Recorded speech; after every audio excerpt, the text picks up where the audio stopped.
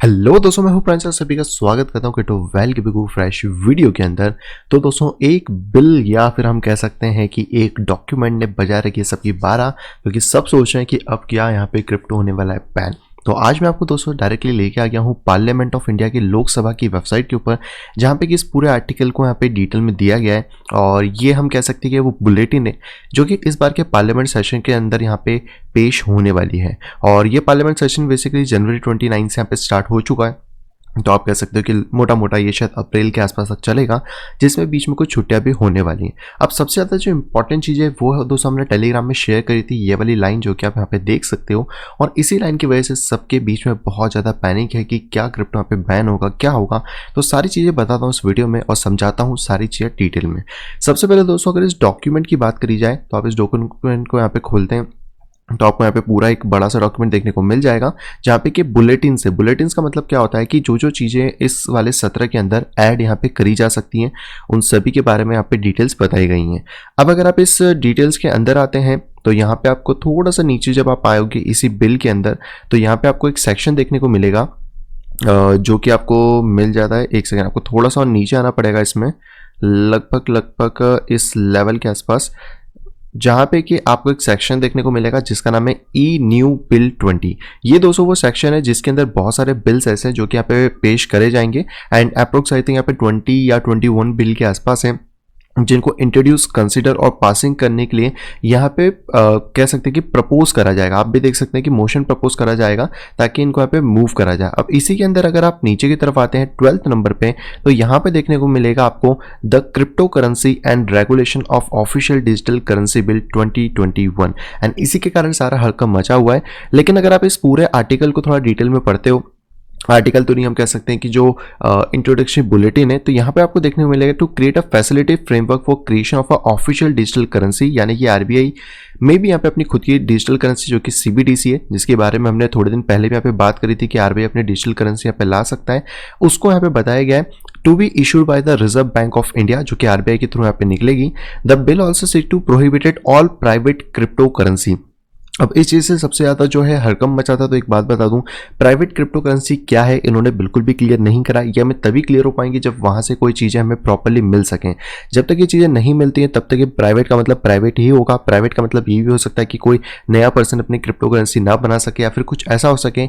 लेकिन मुझे नहीं लगता कि बिटकॉइन और वो चीज़ इसमें आएंगी, क्योंकि बिटकॉइन, इथेरियम, एटलीस्ट ये दो करेंसी के लिए मैं बोल सकता हूँ कि ये यहाँ पे एक पब्लिक क्रिप्टो करेंसी है, ये कोई भी प्राइवेट क्रिप्टो करेंसी नहीं है। इसके बाद यहाँ पे दिया गया है कि ये अलाउ कर सकते हैं सर्टन एक्सेप्शन जो कि प्रमोट करेंगे underline technology of crypto currency and it's uses. तो ये बहुत बड़ी एक बोल्ड लाइन है जो कि इन्होंने लास्ट में लिखी है। और इसी के बाद इसका इंट्रोडक्शन होगा, कंसिडरेशन होगा और पासिंग के लिए इसको यहाँ पे ले जाया जाएगा। बट एक चीज़ समझ के चलिए कि इसके अंदर भी एक बहुत लंबी प्रोसेस होती है।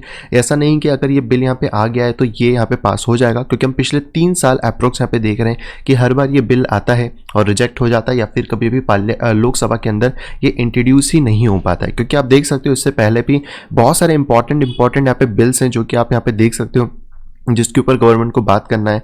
और अगर इस सत्र में ये कंसीडर होगा नहीं होगा हमें अभी कुछ भी नहीं पता है। सारी चीज़ें यहाँ पे अभी कोई भी क्लियर नहीं है। इसके अंदर कुछ भी ऐसा लिखा नहीं क्या कि कौन कौन सी प्राइवेट क्रिप्टो करेंसी को यहाँ पे पार्ट्स दिया जाएगा फिर कौन सी नहीं दिया जाएगा।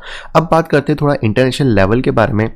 अगर आप इस बिल से घबराए हुए तो मैं एक चीज़ क्लियर कर दूं कि क्रिप्टो करेंसी को कोई भी बैन नहीं कर सकता है। अगर आप ये सोच रहे हो कि क्रिप्टो करेंसी बैन हो जाएगी तो आप एकदम गलत सोच रहे हो। आप इस फील्ड के अंदर टेक्नोलॉजी को देखकर नहीं, सिर्फ पैसे को देखकर आए हो, और सिर्फ पैसे को देखकर आए हो तो आप इस फील्ड से अभी के अभी यहाँ पे एग्जिट भी हो जाओ, क्योंकि ये ज़्यादा बेटर है। क्योंकि अगर आपने क्रिप्टो की टेक्नोलॉजी को नहीं समझा है तो ये चीज़ समझ लो कि जो जो क्रिप्टो करेंसी यहाँ पे फुल तरीके से डिसेंट्रलाइज हैं उनको आप बैन नहीं कर सकते हो। जैसे कि आपके इंटरनेट है, इंटरनेट पे अभी आपको पता होगा गवर्नमेंट ने कितनी सारी चीज़ें बैन करी है, इवन टिकटॉक करा, ये करा, पर क्या आप उसको एक्सेस नहीं कर पा रहे हो? ईजिली कर सकते हो, चाहे आप वीपीएन के थ्रू कर सकते हो, कैसे भी कर सकते हो। अगर कोई चीज़ इंटरनेट के ऊपर है तो आप उसको कहीं से भी एक्सेस कर लोगे।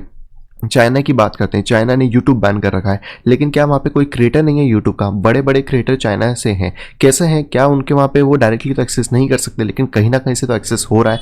और ऐसा नहीं कि वो चीज़ यहाँ पे इलीगल हो जाती है। अगर गवर्नमेंट कहते हैं कि बैन है तो क्या आप मान लोगे कि बैन है? मतलब कुछ तो भी सेंस वाली बात नहीं बनती है। हालांकि ये चीज़ें देखो, आप लोग नए आ रहे हो अगर इस मार्केट में, तो मुझे लगता है आप पैनिक कर रहे हो, लेकिन जो पुराने वो इस चीज़ को पहले से समझ चुके हैं कि ये कोई नई चीज़ें नहीं है, आएंगी पीछे आगे पीछे सारी चीज़ें हो सकती हैं। अब दूसरी बात है कि अगर पूरा वर्ल्ड क्रिप्टो करेंसी को अडॉप्ट करे और इंडिया बोले कि हम बैन कर रहे हैं, ऐसा पॉसिबल ही नहीं है, क्योंकि अगर ये चीज़ें होती हैं तो इंडिया के ऊपर इंटरनेशनल प्रेशर भी यहाँ पे बनेगा जो कि इस चीज़ें के लिए रिस्पॉन्सिबल होगा।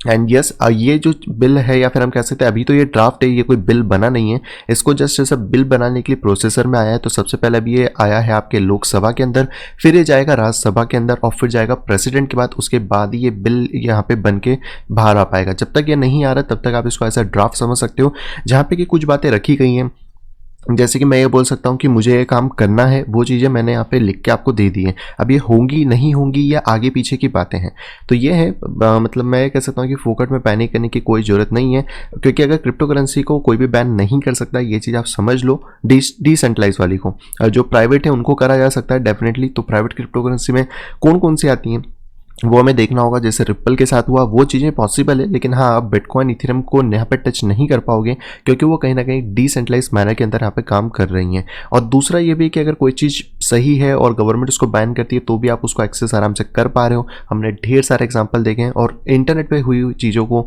बैन करना मुझे नहीं लगता कि बिल्कुल भी पॉसिबल है, क्योंकि आज तक डार्क वेब तक यहाँ पे बैन नहीं हो पाया है। तो फिर तो ये क्रिप्टो करेंसी जो कि उससे भी ज़्यादा हिडन चीज़ों के मामले में यहाँ पे मिलती है।